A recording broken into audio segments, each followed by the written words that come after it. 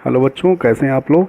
बच्चों, पिछले वीडियो में मैंने आपको ट्रांसफार्मर का इंट्रोडक्शन दिया और उस इंट्रोडक्शन में बातों बातों में ही मैंने बहुत सारी बातें बताई रिलेटेड टू ट्रांसफार्मर।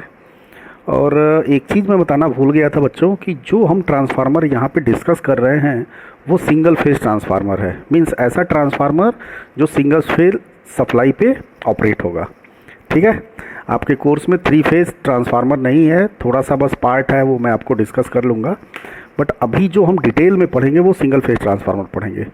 तो बच्चों, इंट्रोडक्शन में जो बातें मैंने बताई उसी बात को मैं यहाँ पे एक कंक्लूड कर रहा हूँ एक ऑर्गेनाइज्ड वे में, और उन्हीं सब बातों को और भी हम कंटिन्यू करेंगे इस वीडियो में। तो आइए बच्चों देखते हैं।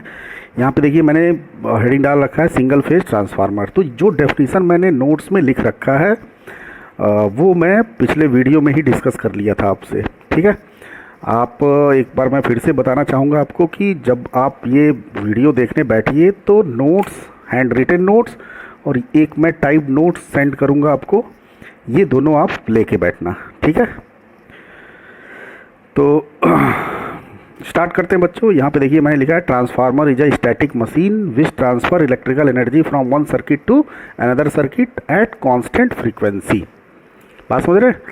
मीन्स ट्रांसफार्मर तो मैंने आपको बता ही दिया था कि ये इलेक्ट्रिकल एनर्जी को ट्रांसफ़र करता है और एक सर्किट में जो सप्लाई की फ्रीक्वेंसी होती है, जो भी पावर की फ्रीक्वेंसी होती है, वही फ्रीक्वेंसी दूसरे वाले सर्किट में भी होती है। ठीक है ना। मीन्स ट्रांसफार्मर के अंदर फ्रीक्वेंसी क्या होता है, कांस्टेंट होता है। इस बात को हम आगे देखेंगे। ठीक है, यहाँ पे देखिए मैंने दूसरा पॉइंट लिखा है कि transformer is a static machine used usually either the raising or lowering the voltage of AC supply with corresponding decrease or increase in, यहाँ पे बच्चों करंट होगा, आप यहाँ पे लिख लेना, छूट गया है, तो corresponding decrease और increase in current in the circuit। बात समझ रहे हैं। तो ये भी मैं आपको बता चुका हूँ कि ट्रांसफार्मर वोल्टेज को रेज कर सकता है और वोल्टेज को लोअर कर सकता है, और उसके करस्पॉन्डिंग में करंट क्या होगा, रिवर्स हो जाएगा। अगर वोल्टेज बढ़ रहा है तो करंट क्या हो जाएगा बच्चों, घट जाएगा, और अगर वोल्टेज घट रहा है तो करंट बढ़ जाएगा। ये चीज़ मैं डिस्कस कर चुका हूँ पिछली बार। यहाँ पे देखिए अब ट्रांसफार्मर कैसे बनावट कैसे होती है। तो बच्चों देखो, ट्रांसफार्मर कई टाइप्स के होते हैं, कई टाइप का उनका कंस्ट्रक्शन होता है, लेकिन यहाँ मैं वही डिस्कस करूँगा जो आपसे कंसर्न है, जो आपके सिलेबस में गिवन है। तो ये देखिए, ये मैं डायग्राम पिछले वीडियो में आपको बताया था कि ये एक आयरन का कोर लेंगे, है ना, और उस कोर पे हम एक साइड में वाइंडिंग करेंगे और दूसरे साइड में वाइंडिंग करेंगे। इसको कोर का लिम्ब बोलते हैं। बात समझ रहे हैं ना। ये जो कोर के आर्म्स हैं इनको हम लिम्ब बोलते हैं। तो पहले लिम्ब पे हमने एक वाइंडिंग की, दूसरे लिम्ब पे हमने एक वाइंडिंग की। और यहाँ देखिए जो मैंने कोर बनाया है, यहाँ पे लिखा है मैंने लैमिनेटेड कोर। बात समझ में। डायरेक्ट हम मोटा कोर ना यूज करके लैमिनेटेड कोर बच्चों यूज करेंगे। तो ये आप ज़रा सोचिए, तो क्यों लैमिनेटेड कोर यूज करेंगे हम। आपको मैंने मैग्नेटिक सर्किट वाले वीडियो में बताया था आपको कि एडी करंट को रिड्यूस करने के लिए हम लैमिनेटेड आयरन का कोर यूज करते हैं अपने मैग्नेटिक सर्किट में। बात समझ में आई। और इंट्रोडक्शन में ही मैंने बताया आपको कि यहाँ पे कुछ फ्लक्स वगैरह का, मैग्नेटिक फ्लक्स का, कुछ मैग्नेट का चक्कर है। That's why transformer is a example of magnetic circuit. Transformer भी एक मैग्नेटिक सर्किट का क्या है बच्चों, एग्जाम्पल है। भाई जो magnetic flux, self induction, mutual induction, ये सब टर्मिनोलॉजी आपने कहाँ सुना था, मैग्नेटिक सर्किट में, और ये सारे टर्म्स इसमें भी आ रहे हैं। बात समझ रहे हैं ना। तो transformer is also a magnetic circuit. बात समझ में आई। तो ये इसकी कंस्ट्रक्शन, लैमिनेटेड कोर, यहाँ वाइंडिंग, 2 वाइंडिंग, इसको बच्चों हम बोलते हैं प्राइमरी वाइंडिंग। ये देखिए मैंने लिख रखा है। इस साइड वाले को बोलते हैं हम सेकेंडरी वाइंडिंग। बात समझ में आई। और यहाँ पे देखिए हमने सप्लाई वोल्टेज दिया है V1, यहाँ जो EMF इंड्यूस्ड हुआ है वो E1 हुआ है। ठीक है, और इसी का जो फ्लक्स है वो फ्लक्स इसके साथ भी लिंक कर रहा है, इसलिए यहाँ भी EMF इंड्यूस्ड होगा E2, जिसकी वजह से करंट I2 फ्लो को होगा अगर ये एक सर्किट क्लोज है, और इस लोड में वोल्टेज ड्रॉप होगा V2। बात समझ में आई। दोनों वाइंडिंग का जो नंबर ऑफ टर्न्स है वो N1 और N2 है। एक चीज़ बच्चों मैं बताना भूल गया था यहाँ पे कि जैसे लिखा है कि ट्रांसफार्मर वोल्टेज को बढ़ाता है, घटाता है, करस्पॉन्डिंग टू करंट का घटना बढ़ना। तो बच्चों ऐसा नहीं कि ट्रांसफार्मर का यूज सिर्फ इसी पर्पज़ से करते हैं जो हम लोग यहाँ पे डिस्कस करेंगे। बात समझ रहे हैं ना? और भी बहुत सारे एप्लीकेशन हैं। आपको जान के ये बड़ा आश्चर्य होगा कि इलेक्ट्रिकल क्वांटिटी के मेजरमेंट में भी ट्रांसफार्मर का यूज होता है बच्चों। बात समझ रहे हैं ना? तो वो आपके सिलेबस में है नहीं, वरना मैं डिस्कस करता कि कैसे हम मेजरमेंट में ट्रांसफार्मर का यूज करते हैं। ठीक है, फिलहाल अभी हमारा जो एरिया है, जो हमारा सर्कमफरेंस है, उसी में हम बात करेंगे। चलिए, तो ये तो कंस्ट्रक्शन हो गया, और सारे इसमें जो मैंने नोटेशन यूज किए हैं वो मैंने आपको बता दिए कि कौन क्या है। ये देखिए मैंने लिख रखा है, और जो जो नोटेशन मैंने वहाँ लिखा है, कंस्ट्रक्शन वो जो डायग्राम था उसमें सारे नोटेशन को मैंने यहाँ पे इंडिकेट कर दिया है कौन क्या चीज़ है। तो आप लोग देख लेना। वर्किंग प्रिंसिपल, अब बताइए, इंट्रोडक्शन में ही मैंने अब डिस्कस कर दिया था वर्किंग प्रिंसिपल क्या है। भाई ट्रांसफार्मर का आइडिया लोगों के दिमाग में कैसे आया था, बताया था ना आपको मैंने। तो क्या होता था, एक कॉइल का फ्लक्स दूसरे कॉइल में लिंक कर रहा था, है ना, और वो फ्लक्स जो था वो क्या था, वेरिएबल था, जिसकी वजह से ईएमएफ इंड्यूस्ड हो रहा था। इसका मतलब transformer, working of transformer is based on mutual induction. भाई फ्लक्स चेंज हुआ तो ईएमएफ इंड्यूस्ड हुआ, ये तो इंडक्शन हो गया। और खुद के फ्लक्स के कारण हो रहा है, नहीं, दूसरे के फ्लक्स के, दूसरे के करंट के कारण हो रहा है, इस वजह से म्यूचुअल इंडक्शन। तो यहाँ देखिए मैंने लिखा है transformer, working principle of transformer is based on mutual induction of between two coils wound on the same core. बात समझ रहे हैं आप? अब ये पूरा मैंने कहानी लिख रखा है कि भाई V1, यहाँ पे देखिए मैं यहाँ समझा दे रहा हूँ आपको फिर से, हालांकि इंट्रोडक्शन में मैंने बता दिया था कि V1 हमने सप्लाई दिया, जिसकी वजह से करंट I1 फ्लो किया। अब इस I1 ने एक MMF सेटअप किया यहाँ पे, N1 इंटू I1, जो एक मैग्नेटिक फ्लक्स प्रोड्यूस किया। MMF जो है वो मैग्नेटिक फ्लक्स प्रोड्यूस किया। ठीक है, अब हमने माना कि सिंगल टर्न में जो फ्लक्स प्रोड्यूस हुआ वो फाई है, और वो फाई जो है वो कैसा है, वेरिंग नेचर का है, वेरिएबल है, क्योंकि आपने AC सप्लाई दिया हुआ है। तो जो करंट आएगा वो भी अल्टरनेटिंग नेचर का आएगा, MMF भी अल्टरनेटिंग नेचर का होगा, तो फ्लक्स भी प्रोड्यूस करेगा अल्टरनेटिंग नेचर का। अब ये इसका जो फ्लक्स है वो इसके साथ भी लिंक कर रहा है, बताया था ना मैंने आपको, इस आयरन कोर के थ्रू ये फ्लक्स इसके साथ भी लिंक करेगा। तो वो फ्लक्स यहाँ भी लिंक कर रहा है, वेरिएबल फ्लक्स है, तो यहाँ भी EMF इंड्यूस्ड होगा। बात समझ रहे हैं ना आप? तो ये पूरा वर्किंग था। अब यहाँ पे आप सेकेंडरी वाइंडिंग जो है उस साइड को अगर आप क्लोज कर दें, मीन्स किसी लोड से आप उसको कनेक्ट कर दें, है ना, तो क्या होगा, उसमें करंट फ्लो करने लगेगा। बात समझ में आई? तो ये पूरा वर्किंग मैंने लिख रखा है, आपको पिछले वीडियो मैंने डिस्कस भी कर रखा था। ये देखिए ये सारा कुछ ये मैंने आपको बताया था। नेगेटिव साइन आपको पता ही है क्यों यूज करते हैं, लेंज लॉ, है ना। ये भी देखिए, ये सब कुछ भी डिस्कस मैंने कर लिया था कि कौन, अगर सेकेंडरी वाइंडिंग का turns, number of turns greater होगा तो उसका वोल्टेज ग्रेटर होगा, अगर लेस होगा तो लेस होगा। तो बच्चों इसको ट्रांसफार्मर का टाइप आपने सुना होगा कि अगर वोल्टेज रेज होके आ रहा है तो उसको बोलते हैं स्टेप अप ट्रांसफार्मर, और वोल्टेज लोअर होके मिल रहा है तो उसको हम बोलते हैं स्टेप डाउन ट्रांसफार्मर। ठीक है, ये आपने सुना भी होगा। और कुछ चीज़ें छूट तो नहीं रही हैं। चलिए आइए आगे बढ़ते हैं। सब कुछ मैंने आपको इंट्रोडक्शन में बता दिया था। अब यहाँ पे देखिए कुछ पॉइंट्स मैंने लिख रखे हैं, इन पॉइंट्स पे ज़रा गौर फरमाते हैं बच्चों कि there is no connection between primary and secondary winding. भाई प्राइमरी और सेकेंडरी वाइंडिंग में कोई कनेक्टिंग वायर नहीं है। आप देख रहे हैं यहाँ से कोई कंडक्टिंग पाथ नहीं है जो सेकेंडरी वाइंडिंग से कनेक्ट करे प्राइमरी वाइंडिंग को। ठीक है, फिर भी बच्चों एनर्जी का ट्रांसफ़र हो रहा है यहाँ से यहाँ पे। भाई अगर आपको एनर्जी ट्रांसफ़र करना है तो कैसे आप करते हो, वाया केबल। जैसे आपके घर में पावर सप्लाई है और उस पावर सप्लाई से आपको किसी बल्ब को एनर्जी पहुंचाना है, किसी बल्ब के पास एनर्जी ट्रांसफ़र करना है, तो जाहिर सी बात है कि सप्लाई से आप वायर ले जाओगे।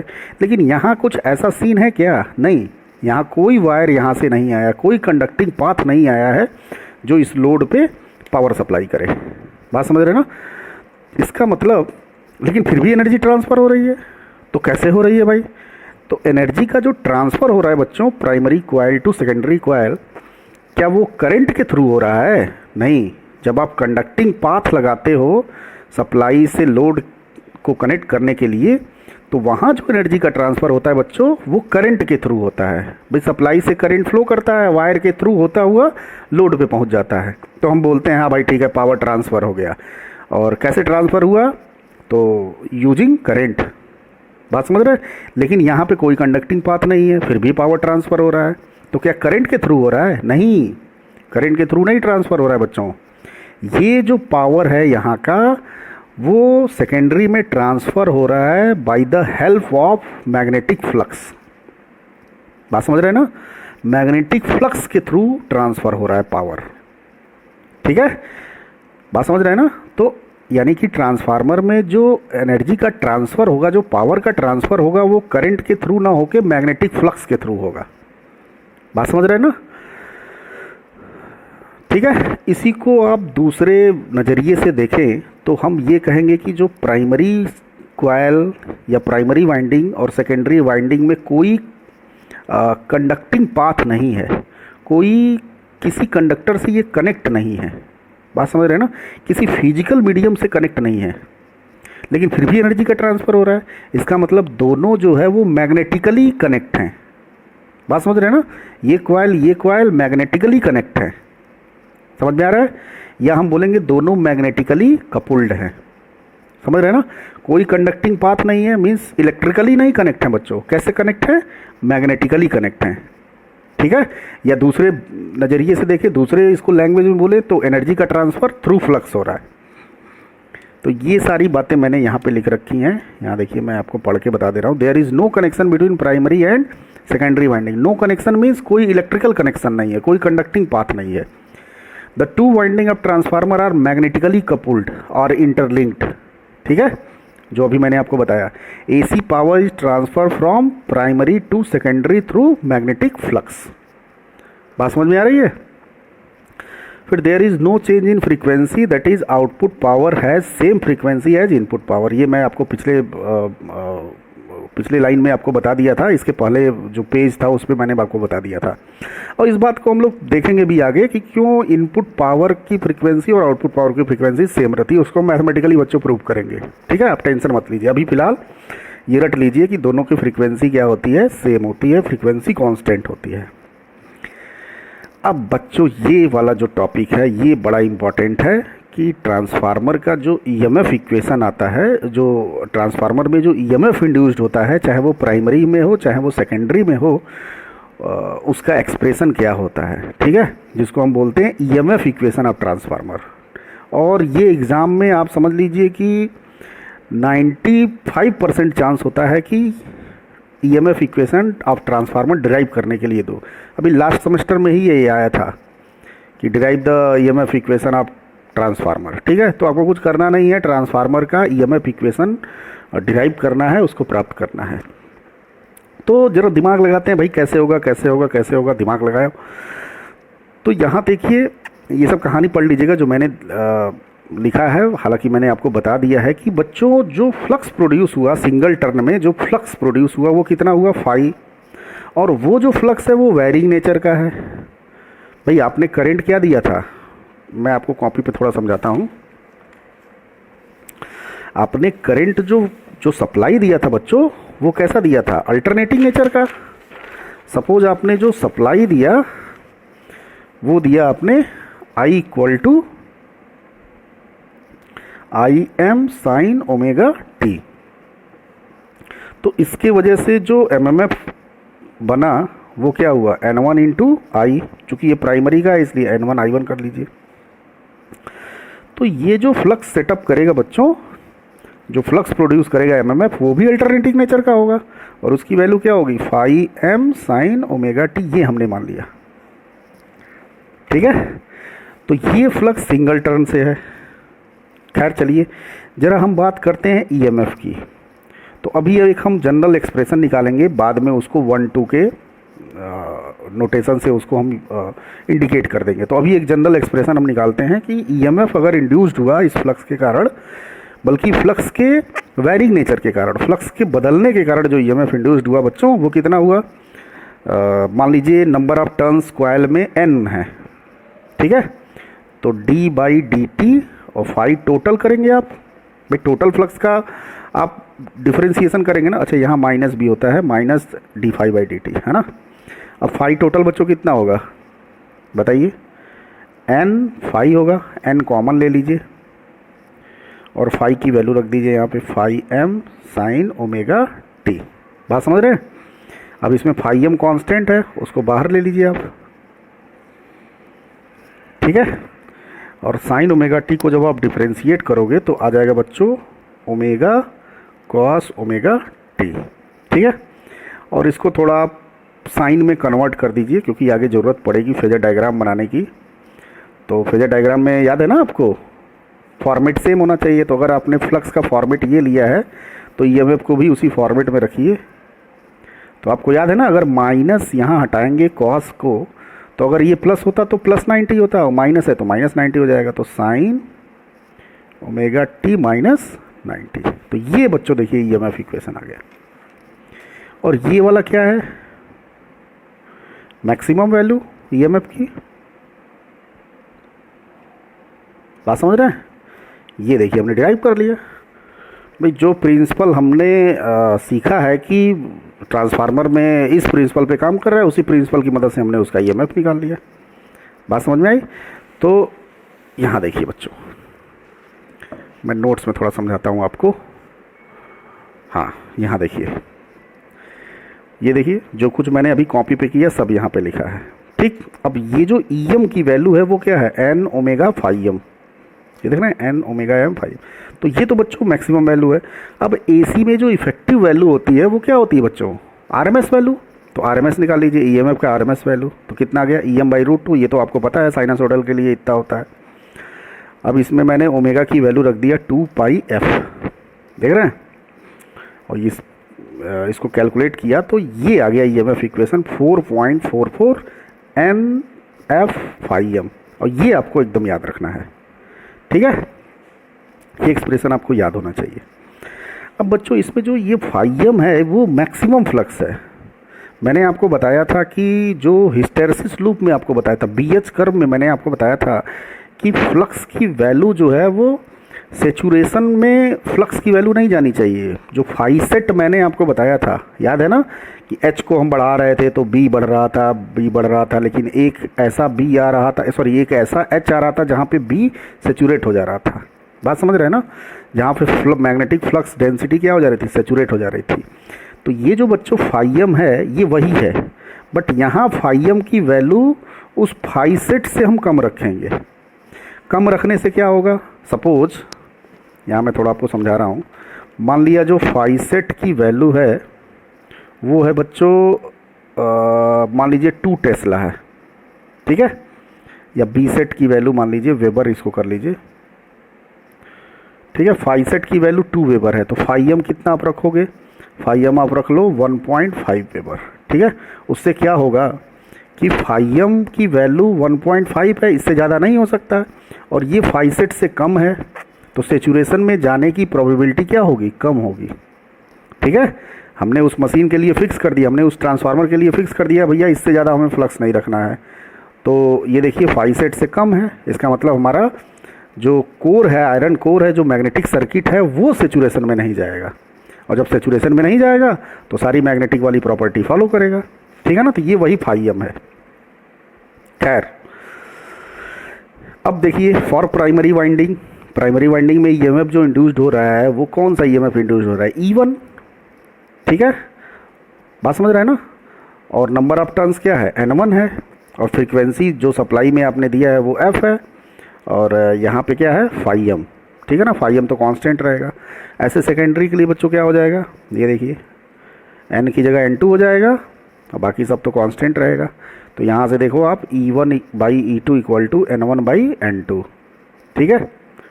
और यहाँ देखिए जो ट्रांसफार्मर मैंने आप बनाया था, यहाँ देखिए, ये देखिए ये V1 है और ये E1 है, तो देखिए दोनों सेम होगा। अगर यहाँ पे कोई रेजिस्टेंस या कोई इंडक्टर कैपेसिटर नहीं है ये जो कनेक्टिंग वायर है इसका हम इम्पीडेंस 0 माने तो कोई वोल्टेज का ड्रॉप नहीं होगा इसमें, ठीक है। तो V1 इक्वल टू क्या होगा, E1 होगा। बट अगर कोई इम्पीडेंस इसमें होगा तब V1 इक्वल टू E1 नहीं होगा बच्चों, बात समझ रहे हैं ना। तो V1 इक्वल टू E1 कब हुआ, जब इसमें कोई इम्पीडेंस, कोई रेजिस्टेंस, कोई इंडक्टेंस नहीं है। ऐसे ट्रांसफार्मर को हम आइडियल ट्रांसफार्मर बोलते हैं, ठीक है ना। हम आगे डिस्कस करेंगे आइडियल ट्रांसफार्मर। तो अभी फिलहाल यहाँ पे देखिए मैंने V1 इक्वल टू E1 तभी होगा जब ट्रांसफार्मर आइडियल होगा, ठीक है। तो आगे हम डिस्कस करेंगे आइडियल ट्रांसफार्मर क्या होता है। तो यहाँ पे देखिए E2 इक्वल टू V2 ऐसे ही हो जाएगा। तो E1 बाई E2 को V1 बाई V2 लिख सकते हो, इसको N1 बाई N2 लिख दिया, समझ रहे हैं ना। तो अच्छा, दूसरी बात ये कि आप देखिए फ्लक्स आपने क्या दिया था, जो फ्लक्स प्रोड्यूस हुआ था φm साइन ओमेगा टी था, और EMF EM sign omega T minus 90 है। अगर दोनों का फेजर डायग्राम बनाएं तो फाई वाला तो बिल्कुल 0 डिग्री वाले लाइन पे आएगा और ये माइनस 90 पे आएगा। यहाँ पे देखिए, ये देखिए फाई तो यहाँ आया और जो E1 E2 आया वो माइनस 90 डिग्री पे आया। इसका मतलब जो ट्रांसफार्मर के वाइंडिंग में EMF इंड्यूस हो रहा है बच्चों, वो फ्लक्स से क्या होगा, 90 डिग्री लैग करेगा, ठीक है। आगे हम बहुत सारा फेजर डायग्राम बनाने वाले हैं तो उसमें ये चीज़ें आपको काम आएंगी, ठीक है। तो बच्चों ये जो ट्रांसफार्मर का EMF इक्वेशन वाला टॉपिक था ये बड़ा महत्वपूर्ण है और इसको आप कायदे से कर लीजिएगा। अब एक आखिरी टॉपिक इस वीडियो का, उसके बाद हम लोग दूसरे वीडियो में चीज़ों को पढ़ेंगे। ये देखिए वोल्टेज ट्रांसफार्मर रेशियो, सिंपल वही है, E2 by E1 equal to V2 by V1 equal to N2 by N1 equal to K, है ना। इसको मैंने V2 बाई V1 या N2 बाई N1 को एक पैरामीटर से इंडिकेट कर दिया जिसको हमने बोला K, and this K is known as voltage transformer ratio या टर्न रेशियो भी बोलते हैं इसको, आप समझ रहे हैं ना। देखिए ना, टर्न का रेशियो है, नंबर ऑफ टर्न्स का रेशियो है। किसी किसी बुक में बच्चों V1 बाई V2 को K लिखा है तो वो भी सही है, कोई दिक्कत नहीं है। हम किसको लिख रहे हैं कि V2 बाई V1 को। तो आज से लेके और जब तक ट्रांसफार्मर चलेगा तब तक आप V2 बाई V1 को ही K मानेंगे। ये नहीं कि किसी किसी टॉपिक में V2 बाई V1 को आप K मान रहे हो, N2 बाई N1 को K मान रहे हो, किसी टॉपिक में N1 बाई N2 को K मान रहे हो, ठीक है ना। कॉन्सेप्ट एक बनाएंगे और वही आखिरी तक चलेगा कॉन्सेप्ट। तो आज से सब बच्चे याद रखेंगे कि N2 बाई N1 को हम K लेंगे, ठीक है। आप 4 तरह की किताब पढ़ेंगे तो 4 बातें लिखी हुई हैं, किसी में N2 बाई N1 को K लिखा हुआ है, किसी ने N1 बाई N2 को K लिखा है। बट हाँ, एक बार जो उसने डिसाइड कर दिया अंत तक उसको वही लेके चला है, ठीक है। तो हमने क्या डिसाइड किया, N2 बाई N1 को हम K लिखेंगे, तो आज से सब लोग N2 बाई N1 को K रखेंगे। तो यहाँ देखिए K is called transformer ratio. For ideal transformer there is no loss. भाई सही बात है, अगर ट्रांसफार्मर आइडियल है बच्चों तो जितना पावर प्राइमरी में है सारा का सारा पावर ट्रांसफ़र होगा सेकेंडरी में, ठीक है। अगर हम बीच में कोई लॉस ना माने, लॉस को कंसीडर ना करें, तो जितना प्राइमरी में पावर है उतना सेकेंडरी में पावर होगा। भाई जितना हमने पावर ट्रांसफ़र किया सप्लाई से, वही सारा का सारा पावर कहाँ जाना चाहिए, सेकेंडरी में जाना चाहिए, ठीक है। बट ऐसा पॉसिबल नहीं है, कुछ लॉसेस हो जाते हैं, वो हम डिस्कस करेंगे कि किस तरह के लॉसेस होते हैं और कितना होते हैं, बहुत ज़्यादा होते हैं कि बहुत कम होते हैं। फिलहाल अगर ट्रांसफार्मर आइडियल है बच्चों तो पावर क्या होगा, कांस्टेंट होगा, ठीक। और मैं आपको एक जानकारी के लिए बात बता दे रहा हूँ, हालांकि उसको हम डिटेल में आगे पढ़ेंगे, कि ट्रांसफार्मर में जो लॉसेस होता है बच्चों वो बहुत कम होता है। मतलब आप समझ लीजिए 5% मैक्सिमम लॉस होता है। मीन्स ट्रांसफार्मर की जो इफ़िशियंसी होती है वो 90 प्लस में होती है, 93, 98, है ना, 97% इस टाइप का होता है। तो लगभग उसको हम आइडियल मान सकते हैं। ट्रांसफार्मर एक ऐसा मशीन है जो अप्रॉक्सीमेट आइडियल मशीन की तरह है, ठीक है। तो अगर आइडियल है तो जाहिर सी बात है कि पावर क्या होगा, लॉसेस को हम नेगलेक्ट करें तो पावर सेम होगा। तो V1 I1 equal to V2 I2 होगा। ये चीज़ मैं बताया था आपको इंट्रोडक्शन में। तो यहाँ से बच्चों देखो V2 by V1 equal to क्या हो गया, I1 बाई एंड I2। अब ये पूरा इक्वेशन जो है वो देखिए टोटल कैसे बन गया, E2 by E1 equal to V2 by V1, ठीक है। अब यहाँ जो करंट का रेशियो होगा वो अपोजिट हो जाएगा, देखिए ना, 2/1 का 1/2 आया, तो I1 बाई I2 और N2 बाई N1 तो हम लोग जानते ही हैं, इसको हमने K लिखा, ठीक है। तो ये कंप्लीट वोल्टेज रेशियो है, या करंट रेशियो या टर्न रेशियो या ट्रांसफार्मर रेशियो, जो कुछ कहिए आप। ठीक। अब यहाँ देखिए बच्चों, ट्रांसफार्मर का जो इलेक्ट्रिकल सिंबल होता है वो ऐसे होता है। ये देखिए, ये प्राइमरी कॉइल, ये सेकेंडरी कॉइल, बीच में मैंने दो डंडियाँ खींची हुई हैं। ये दो डंडियाँ जो हैं वो रिप्रेजेंट करती हैं कोर को, आयरन के कोर को। ठीक है। अब आपके दिमाग में चल रहा होगा सर एक डंडी क्यों नहीं खींचे? दो डंडी खींचने का मतलब ये लैमिनेटेड कोर है ना। जो कोर है उसको हम स्लाइस फॉर्म में लेके और जोड़ जोड़ के उसको हम मोटा कोर बनाया है। तो ये शो कर रहा है कि ये लैमिनेटेड आयरन कोर है। यहाँ मैंने लिखा नहीं है, लिख लेना आप, लैमिनेटेड आयरन कोर। ठीक है। तो आज से सब बच्चे ट्रांसफार्मर का सिंबल ऐसे बनाएंगे। और V1 E1 E2 V2 ये तो मैं आपको बता ही दिया हूँ।